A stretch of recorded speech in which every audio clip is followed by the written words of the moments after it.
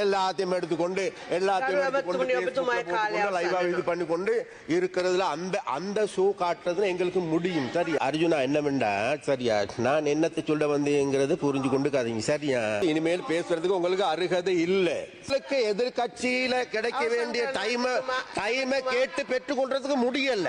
மாநிலத்தில் இருக்கின்ற மக்கள், வல்வெட்டித்துறையில் இருக்கின்ற மக்கள் மிகவும் அன்பாக வரவேற்றார்கள். 15 மில்லியன் மரங்கள் இன்றைக்கு எங்களுக்கு இந்த பனை மரங்கள் இருக்கின்றது. அப்ப இந்த பனை உற்பத்திகளை எடுத்துக்கொண்டால் 800க்கு அதிகமான உற்பத்திகளை இன்றைக்கு இந்த பனையின் மூலமாக எங்களுக்கு செய்யப்படுகின்றது. அவைகள் விநியோகிக்கப்படுகின்றது, விற்கவும் படுகின்றது. அவைகள் உண்மையிலேயே எங்களுடைய நாட்டுக்கு பெரியதொரு பெருமையை தேடித்தரக்கூடிய விடயமும் கூட. அது மாத்திரமல்ல, இப்போது இந்த பனை சம்பந்தமான விடயங்களை பற்றி பேசுகின்ற போது அப்போ அதற்குரிய அமைச்சர் அவர்களும் சமந்த வித்யாரத்ன அவர்களும் கூட இருக்கின்றார்கள். இந்த சமந்த வித்யாரத்ன அவர்கள் இந்த பனை, அதாவது பெருந்தோட்டத்துறையை பொறுப்பேற்றதன் பிறகு அவர் தேயிலையை கவனத்தில் எடுப்பது போன்று இந்த பனை அபிவிருத்தி சம்பந்தமான விடயத்தின் கூடுதலான கவனத்தில் எடுத்திருக்கின்றார். அந்த கவனத்தில் எடுத்தது மாத்திரமல்ல, இந்த பனை சம்பந்தமான விடயங்களை மேலும் மெருகூட்டுகின்ற அல்லது இது சம்பந்தமாக கடந்த 30 வருடங்களுக்கு மேலாக இந்த துறை முற்றாக நாசம் செய்யப்பட்டிருக்கின்றது.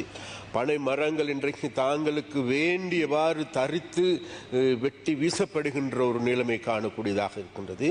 அதே போன்று இதற்கு சொந்தமான உடைமைகள் அனைத்தும் இன்றைக்கு விற்கப்பட்டிருக்கின்றது. அப்போ இதற்கு சொந்தமான நிலங்கள் எல்லாம் இன்றைக்கு நாசம் செய்யப்பட்டிருக்கின்றது. அப்போ இவ்வாறான ஒரு நிலைமையில் தான் இன்றைக்கு இந்த பனை அபிவிருத்திக்கு உண்மையிலேயே புதிய ஒரு புத்தெழுச்சியை பெற்றுக் கொடுக்கின்ற வேலை திட்டத்தை இன்றைக்கு எங்களுடைய அரசாங்கம் ஆரம்பித்தது.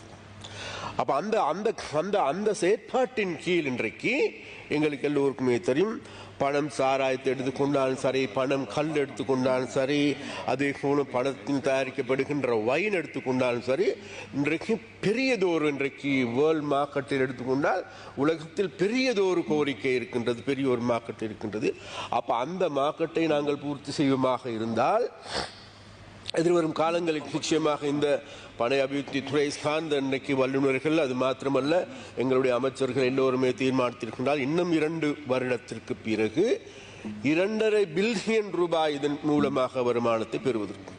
அப்ப நான் விசேடமாக இந்த விடயத்தை அந்த இடத்துக்கு நான் எடுப்பதற்கான முக்கியமான காரணம் தான், இன்றைக்கு இந்த துறைக்கு பொறுப்பாக இருக்கின்ற எங்களுடைய அமைச்சர் வசந்த் சமரசிங் அவர்களிடம் நான் கேட்டுக்கொள்வது, இன்றைக்கு ஏனைய எங்களுக்கு இருக்கின்ற தேயிலை உற்பத்திக்கு எடுத்துக்கொண்டாலும் சரி, அல்லது ஏனைய உற்பத்திகளுக்கான உறுத்துரிமையை உறுதியாக்கிக் கொள்வது போன்று இந்த பனை அபிவிருத்தி சம்பந்தமான சகல விடயங்களிலும் அதற்கு இருக்கின்ற அனைத்து பொருட்களுக்கும் 800க்கு அதிகமான பொருட்கள் இதில் உற்பத்தி பண்ணப்படுகின்றது.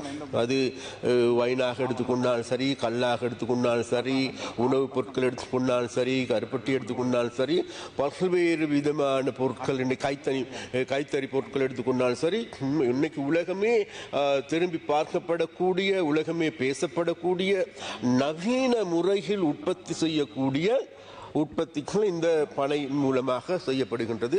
அதனால் நாங்கள் இன்றைக்கு விசேடமாக இந்த சட்டத்தின் மூலமாக நாங்கள் எதிர்பார்ப்பது என்னவென்றால் வேறு எதுவுமல்ல, நாங்கள் மற்றவைகளுக்கு இவைகளை உறுதிப்படுத்துவது கொள்வது போன்று எங்களுடைய பனை அபிவிருத்திக்கும் அல்லது பனை பொருட்களுக்கும் இதற்கான உத்தரவாதத்தை, உறுதிமொழியை அல்லது புலமைச் சான்றிதழை பெற்றுக்கொள்வதற்கு ஏதுவான நடவடிக்கை எடுக்கப்பட வேண்டும் என்கின்ற செயற்பாட்டை நாங்கள் முன்னெடுக்கின்றோம். அப்ப இதை நாங்கள் எங்களுக்கு சொந்தமாக அல்லது எங்களுடையவையாக மாற்றிக்கொள்ளுகின்ற பொழுது எங்களுக்கு எல்லோருக்குமே தெரியும், இன்றைக்கு பனை அபிவிருத்தி சார்ந்த பல்வேறு சங்கங்கள் இருக்கின்றது. இது தனி நபர்களுக்கு கொடுக்கப்படுவது இல்லை என்பது இந்த சட்டத்தினுடைய உத்தரவாதம்.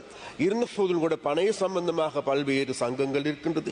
அந்த சங்கங்களுக்கு இதனுடைய உறுத்துடைமையை பெற்று தாருங்கள் என்று நாங்கள் இவைகளுக்கு கேட்டுக்கொள்கின்றோம். ஒன்று. அதே போன்று ஒரு பிரதி குழுக்களின் தவிசாளர்களே, இன்றைக்கு நாங்கள் இவ்வாறான ஒரு சட்ட மூலத்தை பற்றி பேசுகின்ற பொழுது, இந்த சட்ட மூலம் விவாதிக்கப்பட்டிருக்கின்ற போது எங்களுக்கு மிகவும் கவலையாக இருக்கின்றது. எதிர்க்கட்சியை சார்ந்தவர்கள் உண்மையிலேயே இது தொடர்பிலான இது உண்மையிலேயே எங்களுடைய பிரச்சனை மாத்திரமல்ல, இந்த நாட்டு மக்களுடைய பிரச்சனை. அது மாத்திரமல்ல, இது எங்களுக்கு சொந்தமான ஒன்று மாத்திரமல்ல, முழு நாட்டுக்கும் சொந்தமான பிரச்சனை. அப்ப அந்த சொந்தமான பிரச்சனையை அனைவரும் இதற்கு இந்த சட்டமூலத்திற்கு ஏதுவான கருத்துக்களை வெளியிடுவதற்கு பதிலாக வேறு விதமான பீதிகளை ஏற்படுத்துகின்ற பொய்யான குற்றச்சாட்டுக்களை முன்வைக்கின்ற, அது மாத்திரமல்ல எங்களுடைய அரசாங்கத்தால் முன்னெடுக்கப்படுகின்ற பல்வேறு நடவடிக்கைகளை விமர்சனம் செய்கின்ற, அது சம்பந்தமாக அவதூறுகளை கட்டு விடுகின்றதாகவே மாறியிருப்பது எங்களால் காணக்கூடியதாக இருக்கிறது. அப்ப அந்த வகையில் எனக்கு சற்று முன்பு இதில் கலந்து கொண்டு பேசிய ஒரு உறுப்பினர் அவர்கள் குறிப்பிட்டார்கள், இப்பொழுது தண்ணீருக்கும் ஆபத்து வந்துவிட்டது என்கின்ற ஒரு பீதி. அது மாத்திரமல்ல, அதில் எந்த விதமான உண்மை இருக்கின்றது இல்லை என்பதை சற்று நேரத்தில் நாங்கள் இந்த சபைக்கு அறிவிக்கும் இருக்கின்றோம். இந்த அவ்வாறான பீதிகளை ஏற்படுத்துவதன் ஊடாக எதிர்பார்ப்பது என்னவென்றால் வேறு எதுவுமல்ல, கடந்த 76 வருடங்களாக இந்த நாட்டை நாசமாக்கிய, எங்களுடைய பொருளாதாரத்தை பூண்டோடு அழித்த, அது மாத்திரமல்ல இந்த எங்களுடைய சொத்துக்கள் அனைத்தும் தாங்களுடைய சொத்துக்கள் நினைத்து தாங்களுடைய பாட்டன் பூட்டன் அப்பன் மாமன் மச்சான் எல்லாவற்றுக்கும் பகிர்ந்து கொண்டு அதன் மூலமாக கோடீஸ்வர குபேரர்களாக மாறிய நபர்கள்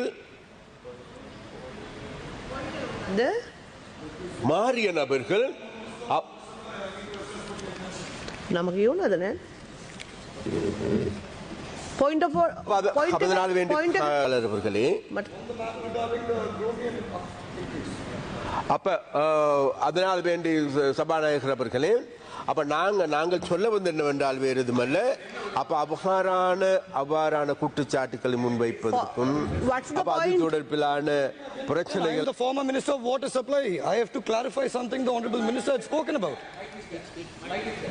கௌரவ அமைச்சர் அவர்களே, நான் ஒரே ஒரு விஷயம் இந்த இடத்துல உங்கள்கிட்ட எடுத்து சொல்லலான்னு இருக்கேன். முழு மரியாதையோடு தான் நான் இதை சொல்லலான்னு இருக்கேன். கௌரவ டிவி சாணக் அவர்கள் ஆதாரபூர்வமாக நிரூபிச்சாரு. ஒரு ரிப்போர்ட் பிரகாரம் குரோமியம் 10 mgல இருக்க வேண்டியது 14 mgல இருக்குன்னு. அதுக்கு கௌரவ அமைச்சர் வசந்த சமரசிங்க அவர்கள் நான் இன்னும் கொஞ்சம் நாட்கள்ல ஒரு நிமிஷம் நான் பேசி முடிச்சிடறேன்.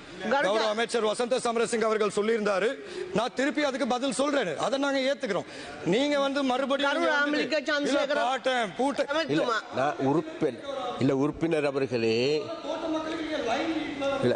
உறுப்பினர் அவர்களே, தோட்ட மக்களை பத்தி இனிமேல் நீங்க தோட்ட மக்களை பத்தி இனிமேல் பேசுறதுக்கு உங்களுக்கு அருகதை இல்லை, சரியா? அதனால வெரி சாரி, மன்னிச்சு கொள்ளுங்க. நான் உங்களோட வாக்குவாதத்துக்கு இந்த இடத்துக்கு வர இல்லை. நானும் அதை தான் சொன்னேன். நான் கேட்டேன், அவ்வாறான பிரீமியம் இருக்குமாக இருந்தா அதன் ஊடாக அது உண்மையாக இருக்கும்போது அது உண்மையை நாங்கள் சொல்றதுக்கும் தயார். அதே நேரத்தில் அது அவ்வாறான ஒரு பீதியை எழுப்புகின்ற செயற்பாடுகள் முன்னெடுக்கப்படுகின்றது என்பதைத்தான் சுட்டி காட்டினேனை தவிர வெறுமனே சும்மா சும்மா இதுகளை பத்தி நான் சொல்றதுக்கு வரல. அதனால வேண்டி நீங்க இதை பத்தி அலட்டிக் கொள்ள வேண்டிய அவசியம் இல்லை. தோட்ட தொழிலாளர்களை பத்தி பார்க்கறதுக்கு நாங்க இருக்கிறோம். ஏண்டா தோட்ட தொழிலாளர் இன்றைக்கு உங்களை கை கழுவிட்டு இருக்காங்க. ஏன்னா எங்க தோட்ட தொழில்துறை தோட்ட தொழில்துறை அமைச்சர் இருக்கிறார் இன்றைக்கு சமத்த வித்யாரத்ன, அவர்கள் அந்த வேலையை நல்ல முறையில் பார்த்து கொண்டு செல்லுகின்றார். அப்ப அதனால வேண்டி அது சம்பந்தமாக நீங்கள் வெறுமனே அலட்டிக் கொள்ள வேண்டாம் என்று நாங்கள் கேட்டுக்கொள்கின்றோம். அதே நேரத்தில் கௌரவ பிரதிகுலுக்கன் தவிசாளர் அவர்களே, இறுதியாக நான் கூறிக்கொள்வது வேறு எதுமல்ல, உண்மையிலேயே அப்ப இந்த சட்டமூலம் என்பது மிகவும் முக்கியமான சட்டமூலம். இந்த சட்டமூலத்தின் மூலமாக எங்களுடைய புலமை சொத்துக்கள் பாதுகாக்கப்படுவதற்கும் அவைகளை மேம்படுத்துவதற்கு எதுவான நடவடிக்கை எடுக்கப்பட வேண்டும். அதே நேரத்தில் இன்றைக்கு விசேடமாக இந்த புலமை சொத்துக்கள் உள்ளடங்கப்படாத அல்லது மக்களால் பார்வைக்கு உள்ளாக்கப்படாத பல்வேறு பல்வேறு பொருட்கள் இருக்கின்றது. அவைகளும் எங்களுடைய சொத்துக்களாக மாற்றிக்கொள்வதற்கு ஏதுவான நடவடிக்கைகள் எடுக்கப்பட வேண்டும் என்பதையும் கேட்டுக்கொண்டு, அதை போன்று இன்றைக்கு இந்த இவ்வாறான நடவடிக்கைகளை முன்னெடுக்கின்ற பொழுது நிச்சயமாக எங்களை பார்த்து கோழி மாதிரி கொக்கரிக்கின்ற பல்வேறு ஆட்களும் இருக்கின்றார்கள். அதில் ஒருவர் நான் அண்மையில் எங்களுடைய தலைவர் அனுரகுமார் சனாய்க் அவர்கள் யாழ்ப்பாணத்துக்கு வருகை தந்தார்கள். யாழ்ப்பாணத்தில் இருக்கின்ற மக்கள், வல்வெட்டித்துறையில் இருக்கின்ற மக்கள் மிகவும் அன்பாக வரவேற்றார்கள். வரவேற்று அவர்களோடு உரையாடினார்கள், கருத்துக்களை பரிமாறிக்கொண்டார்கள். கருத்துக்களை பரிமாறிக்கொள்கின்ற போது கருத்துக்கு சொல்லுங்க பாப்போம்.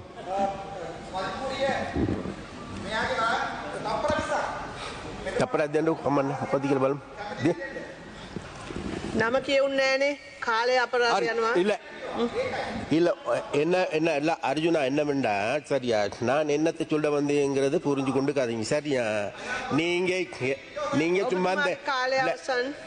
ஒன்று மறந்துடாங்க. சரியா நாங்களும் உங்களை போன்று அந்த விளையாட்டெல்லாம் செய்யுமா இருந்தா உங்களுக்கு ஓடுறதுக்கு இடம் பார்த்தாது.